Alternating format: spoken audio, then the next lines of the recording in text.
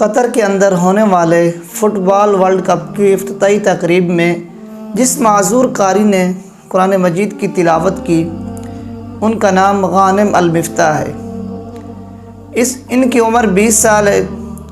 انہوں نے اپنی معذوری کو اپنی مجبوری نہیں بننے دیا، عزم ہمت کی ایک داستان رقم کی ہے۔ ان کی کہانی سن کر آپ حیران رہ جائیں گے۔ اس وقت قطر کے اندر انہوں نے آئس کریم کی ایک کمپنی کھولی ہوئی ہے، غریسہ نامی ایک کمپنی ہے جس کی پورے قطر کے اندر 6 شاخیں ہیں اور 60 سے زیادہ ورکر ان کے انڈر کام کرتے ہیں۔ یہی نہیں بلکہ یہ بچہ ہاتھوں کے ذریعے فٹ بال بھی کھیلتا ہے، ہاتھوں پہ دستانے پہن کر فٹ بال بھی کھیلتے ہیں۔ انہوں نے سمندر کے اندر 200 میٹر تک غوطہ خوری بھی کی ہے نا حیرانگی کی بات۔ 200 میٹر تک سمندر کے اندر انہوں نے غوطہ خوری بھی کی ہے۔ صرف یہی نہیں بلکہ 2017 میں انہوں نے بغیر ویل چیئر کے عمرہ بھی کیا تھا۔ ویل چیئر کے بغیر ہاتھوں کے بل بوتے پر انہوں نے عمرہ بھی کیا تھا۔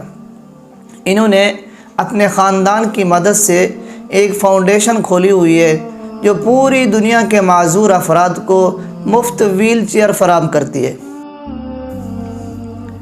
یہ قطر کے معروف موٹیویشنل اسپیکر بھی ہیں جو لوگوں کو موٹیویٹ کرتے ہیں۔ ان کا اپنا یوٹیوب چینل بھی ہے جس کے 8 لاکھ سے زائد سبسکرائبر ہیں۔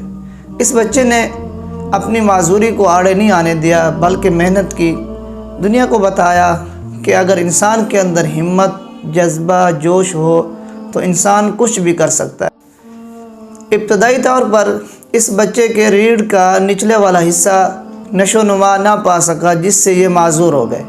بچپن کے دنوں میں جب ان کی والدہ ان کو اسکول میں داخل کرانے کے لیے گئیں تو اسکول انتظامیہ نے داخلہ دینے سے انکار کر دیا۔ جس اسکول میں ان کو داخلہ ملا اس اسکول کے اندر جو بچے ہوتے تھے وہ ان کے ساتھ کھیلنے سے گھبراتے تھے، لیکن اس بچے نے ہمت نہیں ہاری۔ آج یہ بچہ دنیا کے سامنے کتنا ایک ضرب المثل بن گیا۔